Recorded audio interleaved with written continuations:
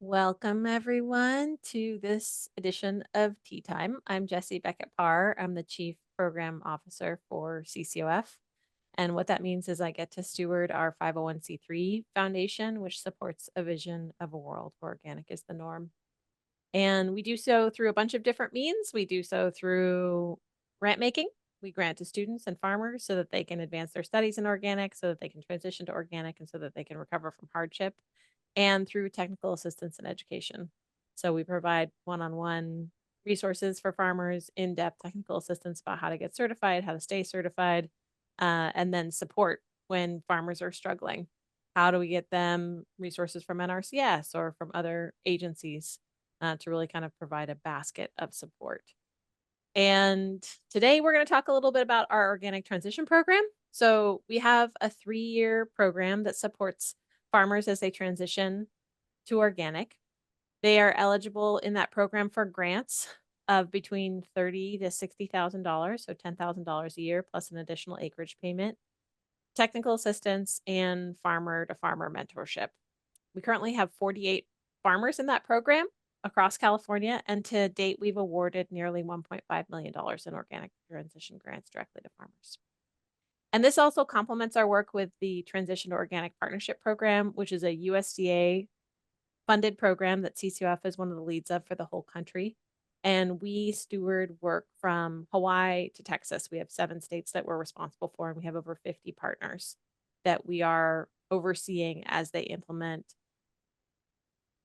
mentorship, technical assistance, community building, and workforce development to support the organic industry in those 7 states. So today we're going to have a spotlight on one of our partners.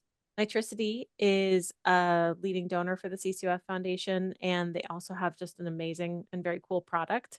And I wanted to introduce Tiziano Celli, who's an agronomist and crop nutritionist specialist at Nitricity, and he leads the agronomic trials and partnerships that are focused on a low carbon plant-based solution for farming. And he brings expertise in nitrogen fertilizer innovation, biostimulant research, and plant molecular farming. And his work spans both the US and Europe. So thank you for joining us. Thank you so And much for then the introduction.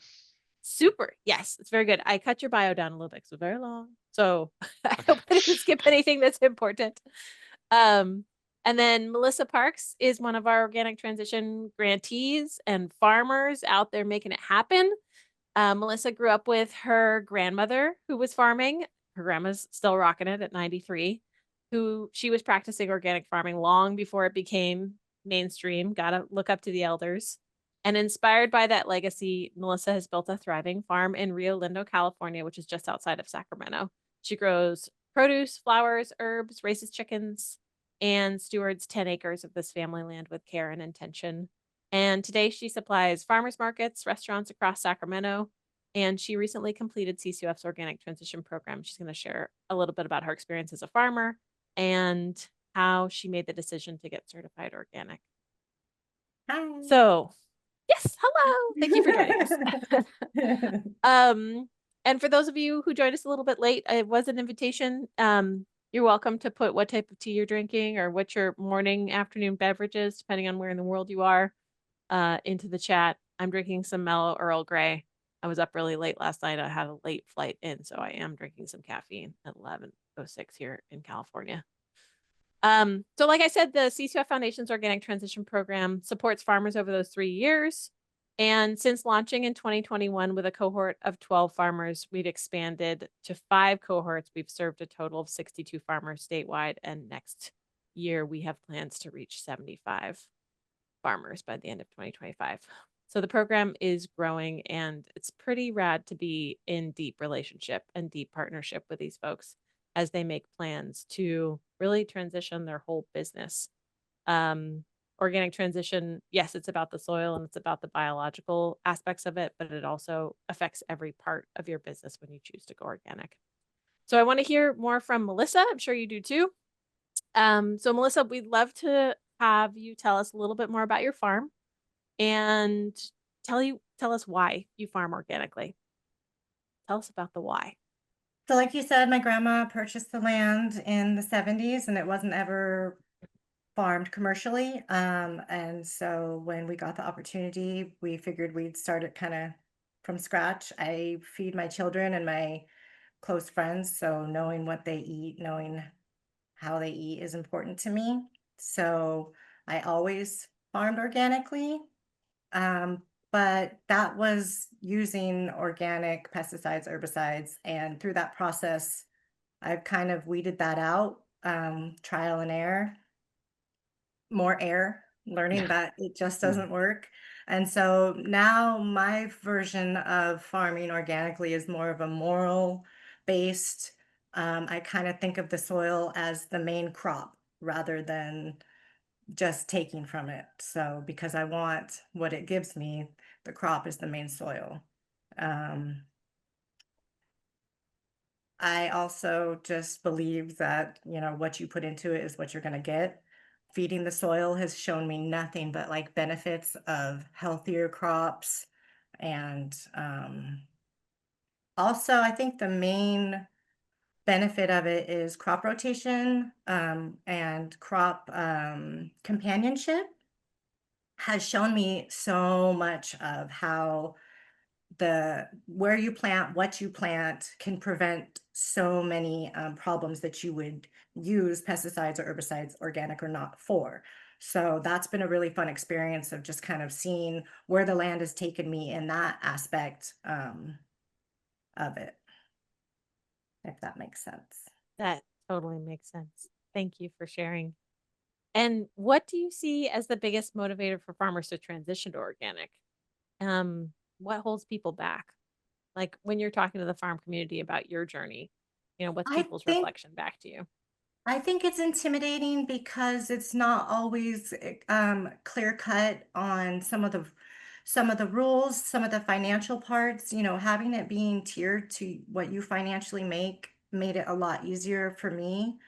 Also, I think it can be intimidating to have to keep those records and the bookkeeping, but ultimately it is a business and it just helps you become a better business person to know those skills. Um, and then it is profitable. Like you will see, like I got certified in August and I've already seen an increase in my flower sales and just an understanding without a communication process with the customers. Um, so, but for me, I didn't have to transition any of my crops or any of my farming styles. I just literally had to write things down and fill out paperwork and then pay the certification fees. So it was for my transition was a little bit easier. I could see how people, were farmers, were kind of stuck in our ways, and I could see why you wouldn't want to change those ways if you believe in them. Um, so I think that's something that might hold some farmers back. It wasn't my process, but for others, I've heard it for that reason, it being difficult, just having to change everything they do, and that's hard when you know what you're doing. So Yeah. Yeah, you and I talked about this before that you had a lot of help from the technical assistance person that was assigned to you, Jennifer. You want to talk Jennifer. just a little bit about what that experience was like to have that one-on-one support for your process? It was crucial. It was so crucial. Like I said, I am kind of a hands in the dirt lady. I am not technical at all. So she's so helped me. Her and Larissa really, really helped me with the technical side. Um, Again, it being a business, I needed that kind of boost to like get me going. And they were also just helpful on like if they didn't know exactly what something meant, they would look into it, and just that one-on-one was motivating, it was helpful, it sped the process up like crazy. I got my growers and my livestock certification, and so that was like an extra chunk that they've also been incredibly helpful on the reimbursement side, not just getting the certification. So it's been ongoing. Now that I have the certification, they're not gone. They're still there all the time. So they're a huge help. Awesome. That's what we like to hear. Yeah. You touched on it just a half a second moment about it. So you did a bunch of this because you're in direct marketing, right? So you do Yeah. like farmers markets in Sacramento. Yeah. So tell people about, can you tell people a little about the marketing scene in Sacramento and why it was important to get certified to sell through those downtown markets? Um, Being the farm to fork capital, there aren't actually hardly any certified farmers. So that was a huge motivation to sell my eggs at a price that I can actually make a smidgen of a profit, not much, but just have that boost in helping get there. I was also oddly motivated. I used to sell vases that had flowers in them, and my kind ag certifier told me that I could not no longer do that. I was adding too much value to my product. And so that was probably a 40% hit in my income. It hurt really bad. Wow. And that definitely motivated me to look around for another kind of edge. Midtown Market is voted the best market around, and so I definitely wanted to edge. There's tons of flowers farmer. There's tons of farms that are fourth generation farmers that know, that are bigger than me. And so being a first generation 6 years in, I needed an edge. And so that's kind of it was just an interesting way to fall into it. But the grant motivated me to be able to afford the certification and have the help that I needed to get there and kind of dispel a lot of the like beliefs that were keeping me from getting it in the prior years. So Yeah. Thank you for that.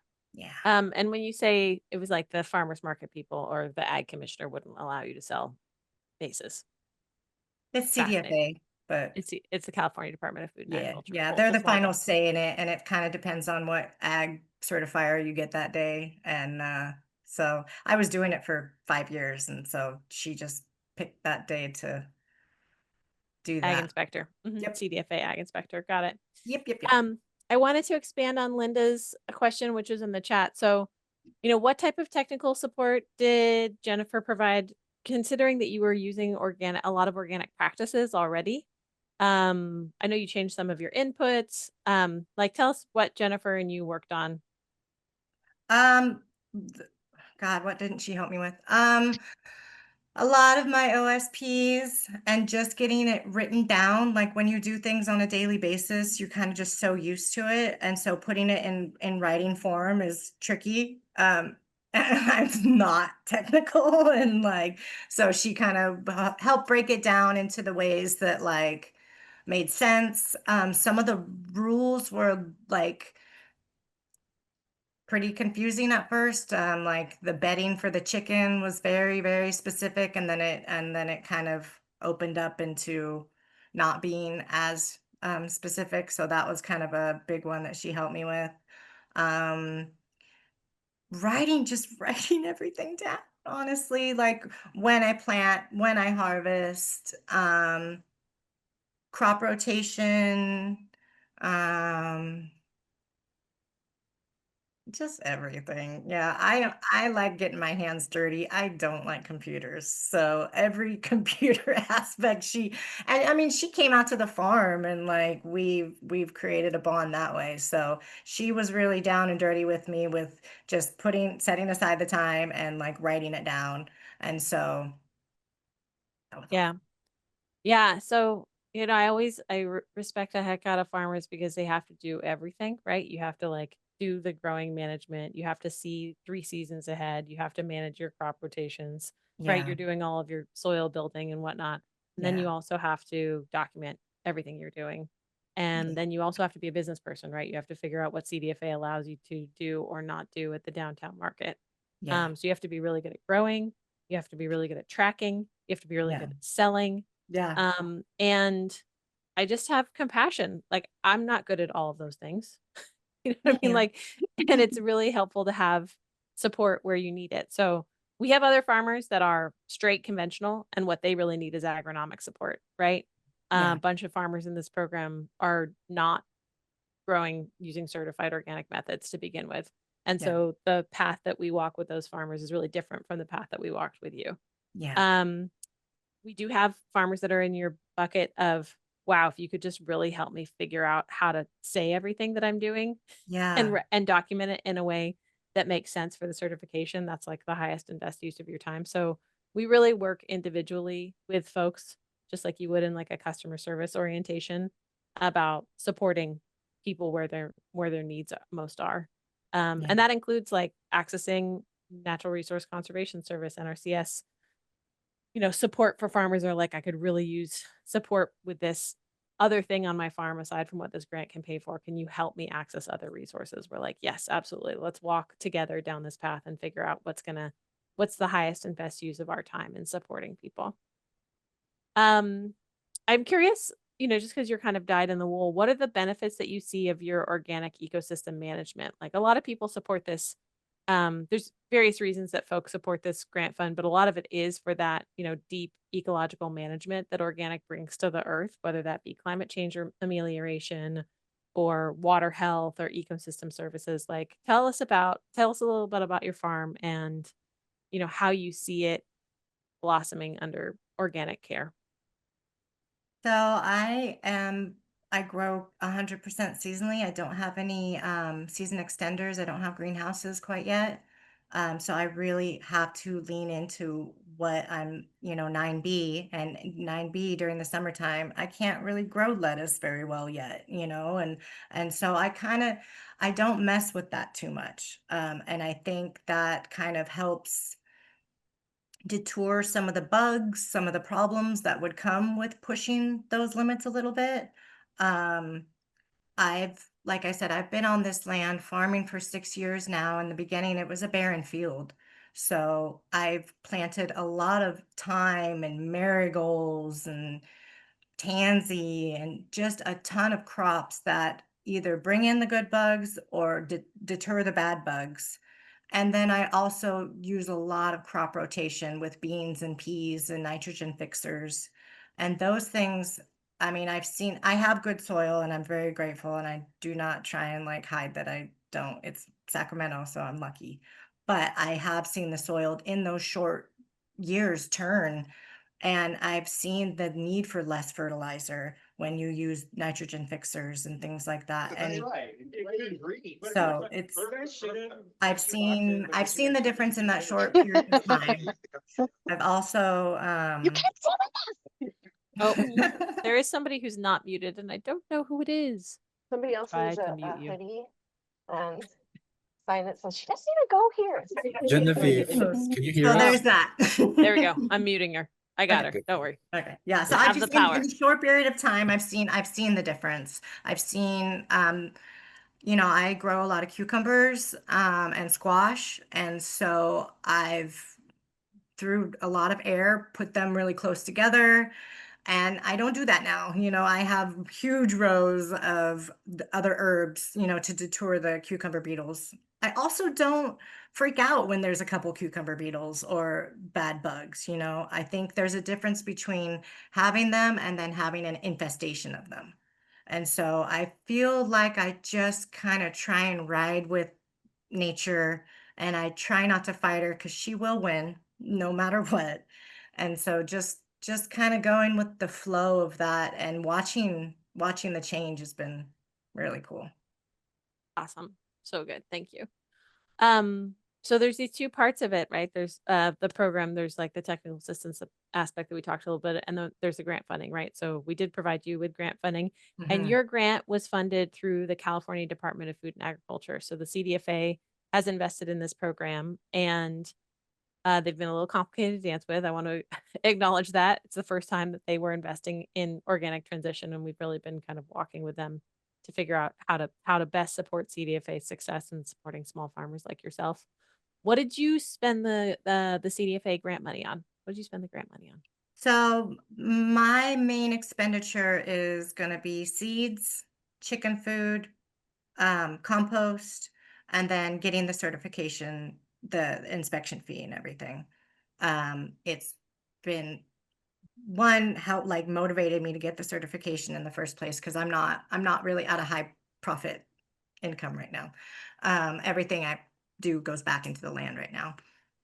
So it really like motivated me to do it and then gave me this kind of like wiggle room to have the chicken food paid for, have the seeds paid for, and compost, which has allowed me to get an employee. And actually, I have quite a few right now, 1 day a week, and I'm really trying to mentor other women into farming and getting their hands dirty and knowing that they can do it. And so that grant money has propelled my business further than I would have just thought the money itself would have done.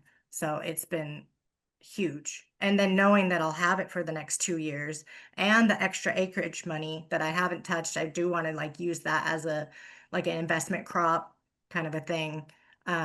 Trees, shrubs, whatever it may be. So yeah, Awesome. that's what I spent it on. Yeah. Well, we are definitely seeing that across our transition grantees is when you give farmers money, they are very resourceful about how to use it, and they generally use it to grow their businesses. So knowing that it's enabling you to bring on an employee means that you're probably going to be able to expand your reach, right? Expand either your acreage or what you're growing, and grow your business so that you can grow your impact. And that's really what we're looking for. Like with our vision of a world where organic is the norm, we have to invest back in the community that's making that happen. Yeah. And people spend the grant funds on a range of different things. I think seeds is probably the number one thing. I got our TA specialists on here, but it's definitely organic seeds and organic inputs can be really expensive. Yeah. People put in in hedgerows, they put in soil amelioration techniques. There's some of it that goes to mechanical Right. weeders, things to really manage the soil organically so that you're not using herbicides, etc. Right. Um, so yeah, thank you for Thank you. continuing to invest. And it's inspiring to me that, you said this on our prep call too, is that you want to see women in farming and you see yourself as a minority, a female farmer. Yeah. Even here in California, right? Even in the Right. Golden State, women are still Right. in the minority in agriculture in general, and definitely as the face of a farm. Yeah. And so you're intentionally bringing on the next generation of female farmers that want to learn from a woman about how to farm. And that's really powerful. So thank you for doing that. No, it's been exciting. It's been exciting to see their passion as well. So that also fuels my fire. Yeah, rad. Okay, so I think I'm going to transition to Tiziano and just talk a little bit about Nitricity and what you all are doing over there. And we can go back to Melissa. And if you all are cooking on questions out there, feel free to put stuff in the chat for Melissa. Or you can hold it till the end and we can open it up so you can ask direct questions. But so Tiziano, talk about this concept of decarbonizing fertilizer. Can you give us kind of like the high level about the fertilizer market in general and its general contribution to climate change and how you all are working to counter that? Of course, thank you so much for asking the question, and thank you so much to Melissa for telling us about, so many great information about the organic transition program and how it worked out, to help her bring her on board, starting the organic farm. I mean, fertilizer is one of the greatest sources of emissions in modern agriculture. Once upon a time, we were not that reliant on such inputs for production, but we were using, more rotation, some compost produced on farm, but, modern agriculture sometimes require to push a little bit the yield, and then there is the use of such inputs such as fertilizer, which can represent between 5 and 7% of the world greenhouse gas emission. So it's a massive number if we think about that, just related to nitrogen fertilizer. This number that I was providing is related to manufacturing, transporting, and then applying the nitrogen fertilizer in the field. So Nitricity was found in 2018 by Stanford PhD graduates and aims to tackle that 5 to 7% of global greenhouse gas emission. So what we want to do is, eliminating or reducing as much as possible such, high quantity of emission. Also bringing the production of nitrogen fertilizer back where the fertilizers are actually used. so far, most of the fertilizers are tend to travel the world, are produced in a very small amount of hubs, and then they're transported across the world. Nitricity want to make sure that the fertilizer is manufactured locally. So I'm speaking this morning from our Fremont facility, which is our pilot facility, but we also are present in the Central Valley. We just, did the groundbreaking event of our manufacturing first of a kind plant, so manufacturing facility, which is located in Delhi, California. So still in the Central Valley. And aside from that, we want to eliminate the fossil fuel use for manufacturing fertilizer. Then we are using electricity. So we are using clean energy right in the Central Valley using byproduct of farming, such as almond shells, which is our main substrate. So we can make nitrogen fertilizer from water, almond shells, and sunlight, which is which is pretty big, I would say. And we are also reshaping supply chains because we are producing close to the end users of of fertilizers. We know that California is the state, one of the states that produces the most in the U.S. And but there are not that many producers of fertilizers here, although fertilizers are widely used in California. So we wanted to serve the local community with a circular process, ensuring that we can serve the local base as much as possible. Thanks for that. I just wanted to highlight in case people didn't like grasp what Tiziano was saying at the beginning. When I talk about the relevance of organic farming to climate change, the first thing I always talk about is fertilizer, because it's something that people don't really think about. So like investing in soil health, of course, is an amelioration for climate change, as well as like a resilient strategy, environmental resilience strategy. And then you have all the other benefits, right? Like health benefits for both people who work on the farm and also consumers, right? Air, clean water, economic benefits. But when you're talking about like the global GHG emissions reduction strategy, agriculture is a huge part of that. And how we make fertilizer is the biggest section of that. So like we could do all of the soil remediation in the world that we wanted to. And if we didn't address how fertilizer is made, we're missing this huge decarbonization strategy. So, and it's something that doesn't get talked a lot about. I think because conventional agriculture doesn't want it to be talked about. It doesn't want it to be talked about how creating synthetic nitrogen fertilizer in a conventional way is a huge contributor to climate change, especially here domestically in the US. So it's one of the reasons that we wanted Nitricity to come on and kind of just talk about the way that you all are approaching that, which is taking a bioproduct, a waste product, an almond shell, something that's not going to get used, using electricity and making it into a fertilizer that's available and amenable to farmers like directly in the area. So what are you, so anyway, just thank you for having that larger picture vision. And I just wanted to kind of highlight what you were saying so that people can kind of contextualize it in terms of global carbon emissions, GHG reductions specifically. Yeah, big numbers, Big numbers. So can you talk just about the soil health? Like you all are paying attention to your low carbon fertilizer, and what are you seeing in terms of soil health from the growers that are using your products? Because you oversee trials, correct? Yes, I oversee trials all over California. We are currently working mostly in the Central Coast, but we did some big trials also in the Central Valley. So in terms of soil health, let's say that,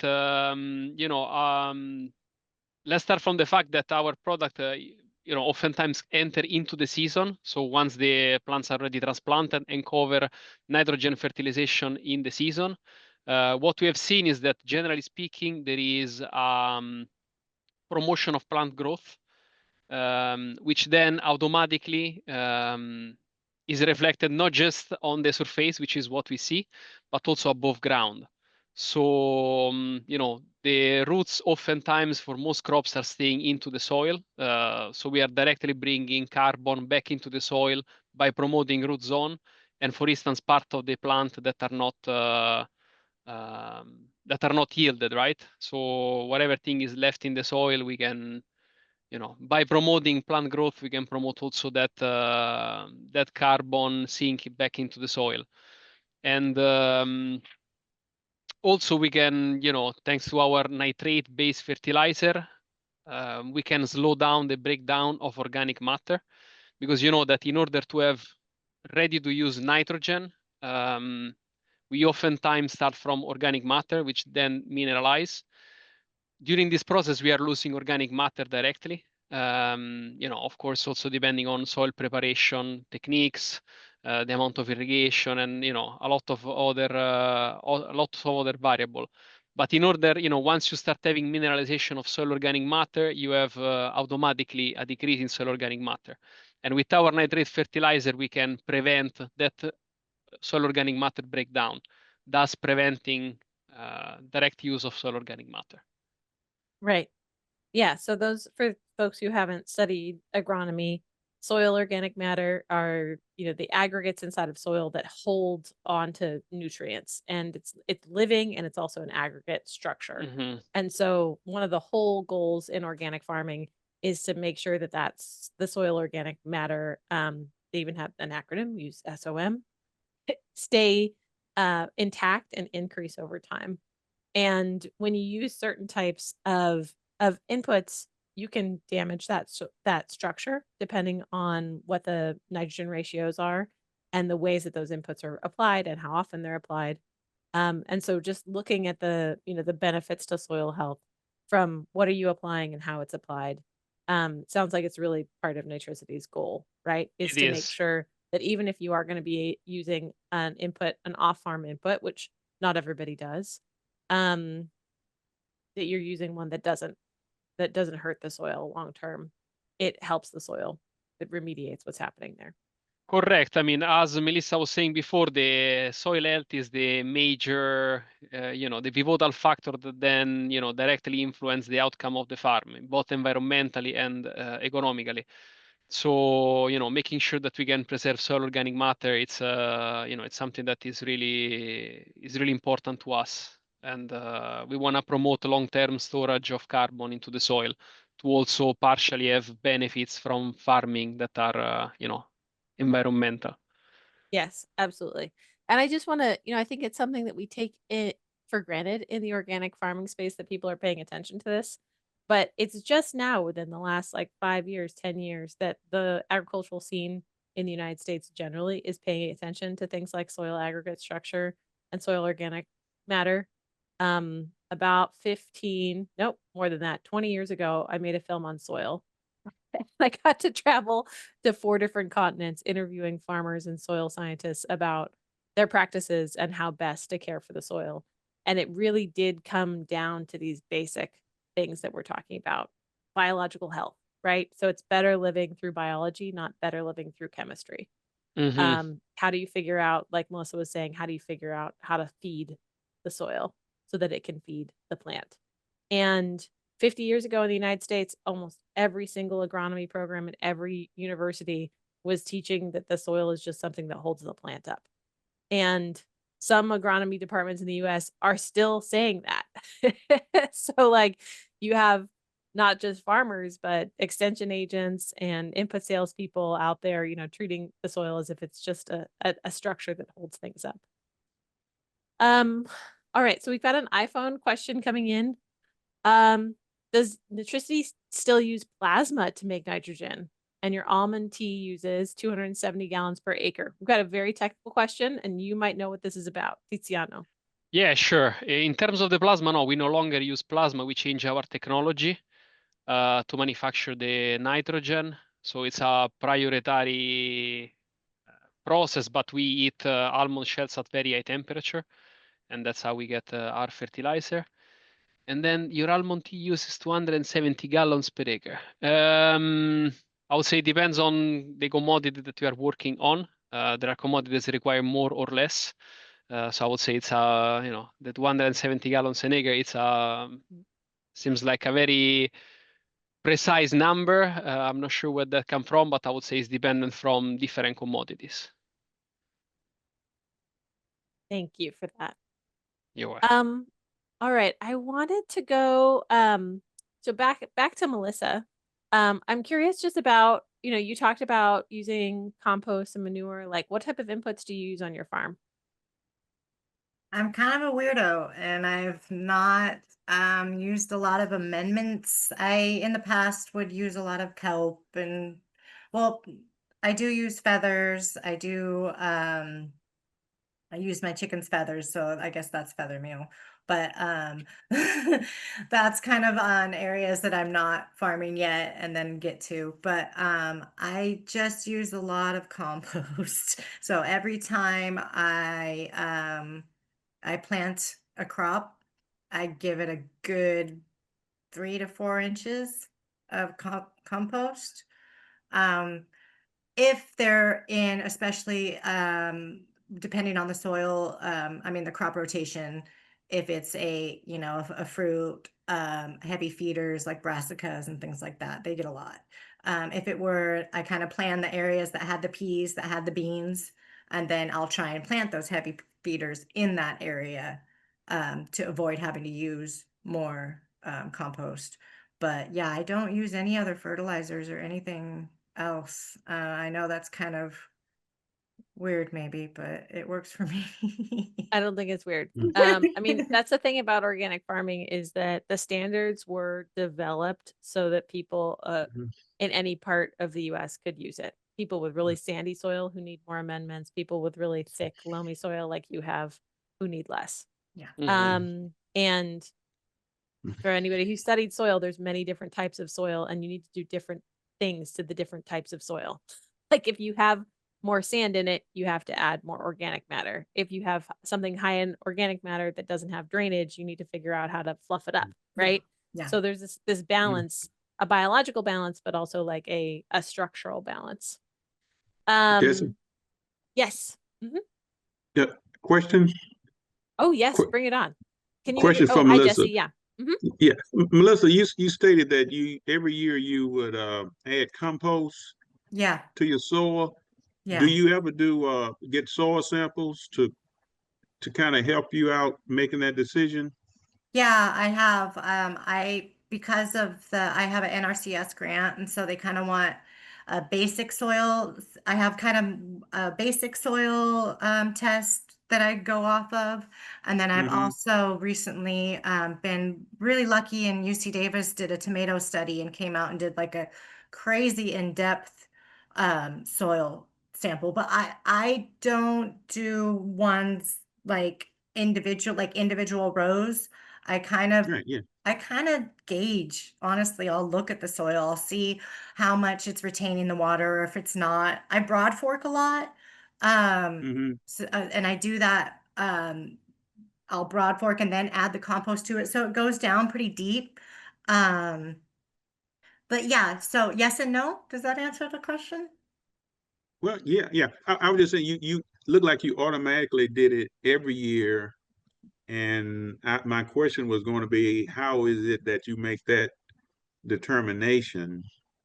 Like Uh, I said, I yeah. kind of pick like when I crop rotate, I Mm-hmm. know like when I'm right now, like I'm planting a lot of brassicas.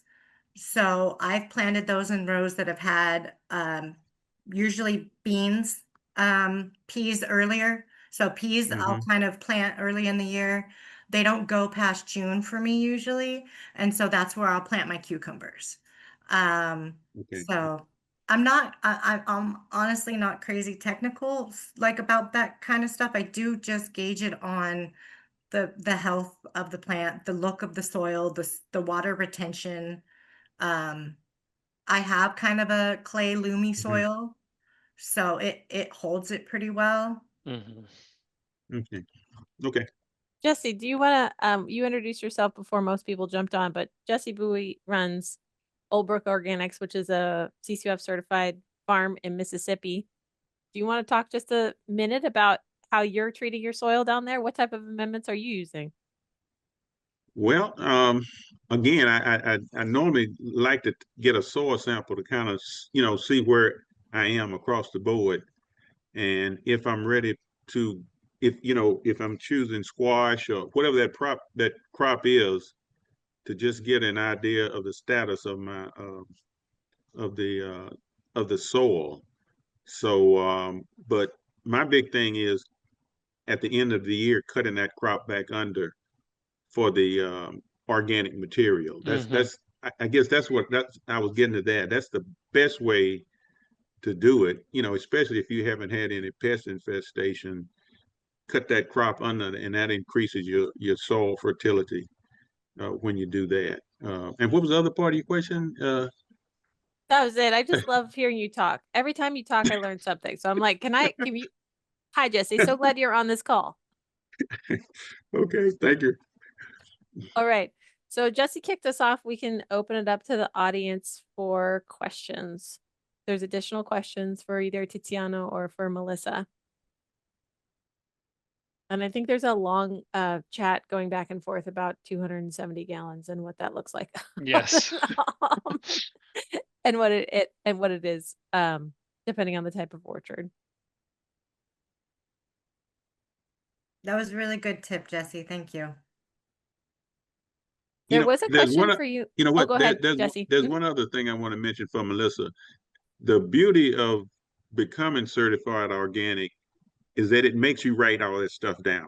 You would talk about, in the process. And I think the best thing that it does for a farmer to make you document how you are farming already and make that, bring that in compliance with the organic standards. So that's I'm a mentor for the Florida organic growers, and I have about 4 mentors right now, mentees, and that's the big thing right now, to just document what you're doing already as a Right. start in this process. So, okay. Yeah, I 100% guarantee it was something that I lacked, and I don't know if I would have been as motivated to be on top of it like that. But then seeing it written down, it helps all those things that we just talked about, the Right. rotation and the bookkeeping and everything. I think every time I plant a row, I'm going to remember what variety, where, when, and how, but I don't, so Right.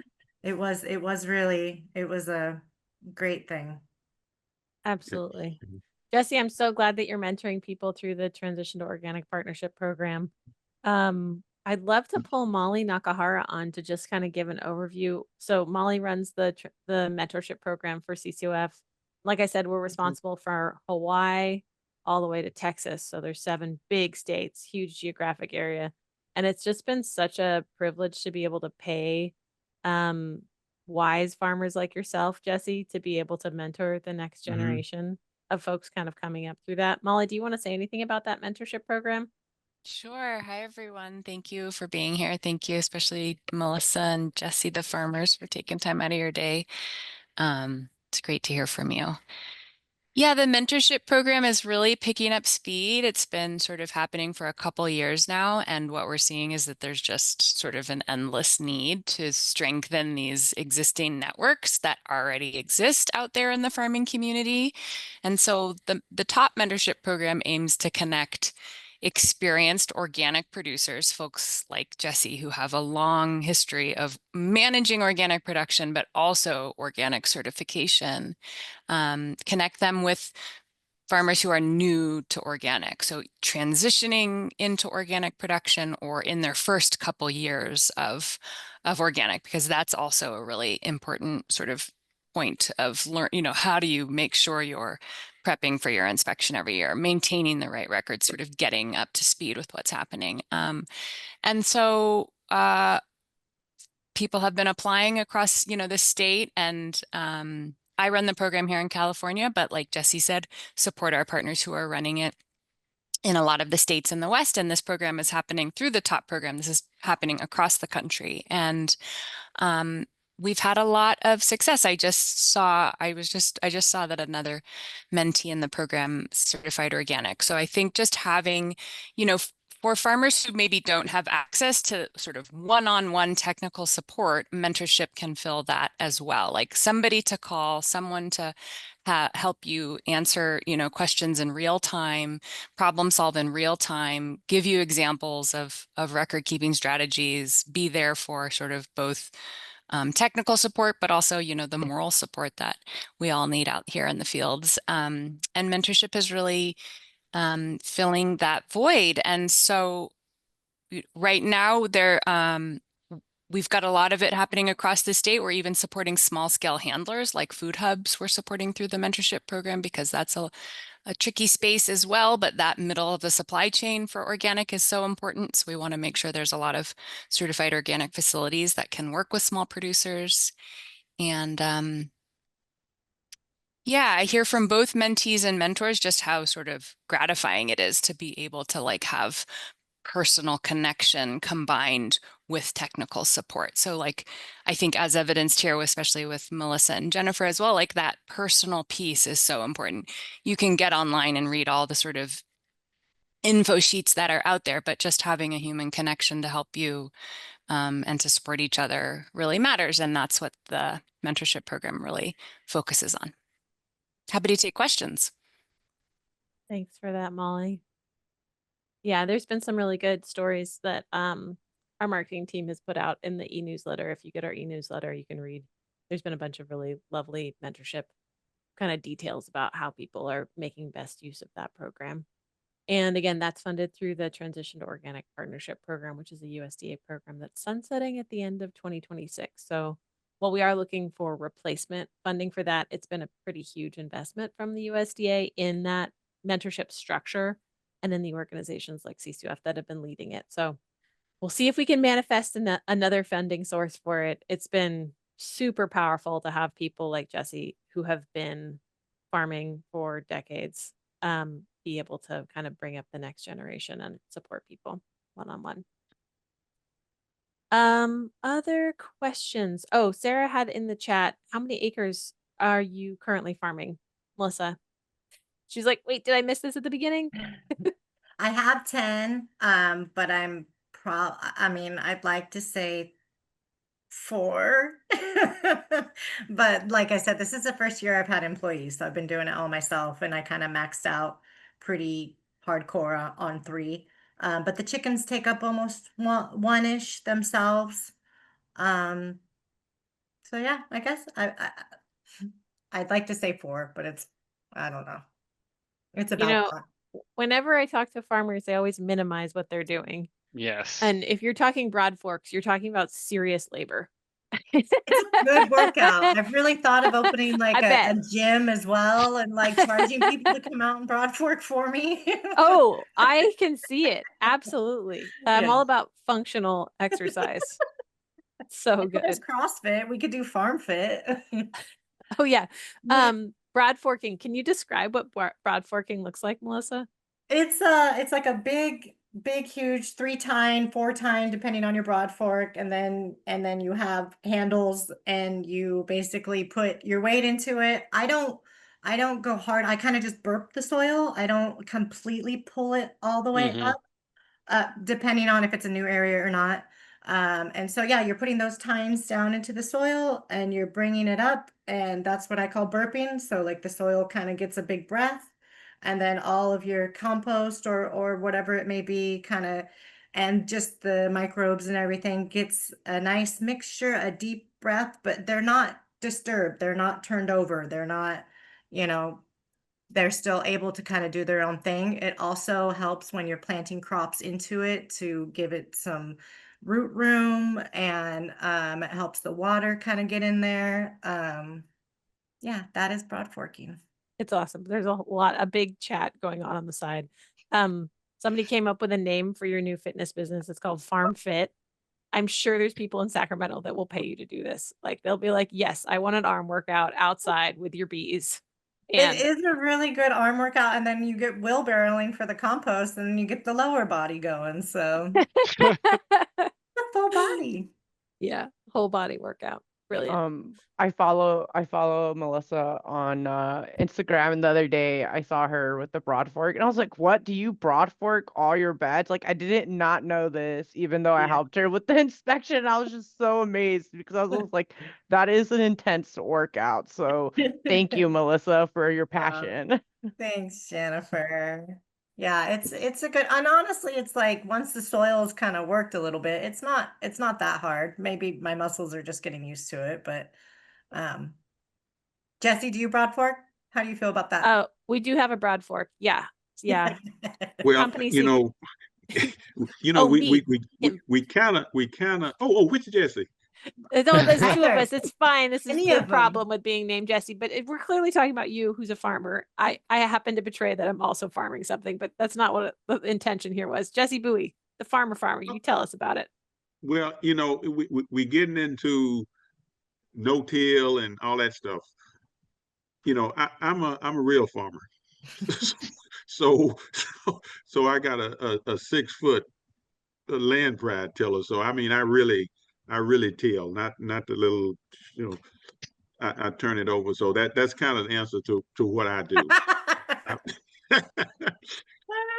That's the real answer, right? It depends on Yes. your size and scale. All of I it's love it. real, right. just the I size love and Right. scale.